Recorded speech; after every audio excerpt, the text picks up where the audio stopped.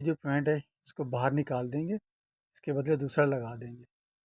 ये देखिए, अब ये दूसरा लगा दिया, उसके बाद ये कवर ऐसे फिट कर देना है। ये देखिए, जैसे इसका कवर निकाला था इसको वैसे लगाना है। इसके 3 स्क्रू होते हैं, ये तीनों पहले खोलते हैं और अभी इसको टाइट कर रहे हैं। इसको अच्छी तरीके से टाइट करना है। दोनों तरफ जो इसका पॉइंट था वही आपस में चिपका हुआ था, अभी वही चेंज करा है। जो देखिए, अभी इसको पूरा टाइमर जो है बाहर भी नहीं निकाला और लगे लगे टाइमर सही हो गया। ये देखिए, ये 3 स्क्रू इसके टाइट कर दिए।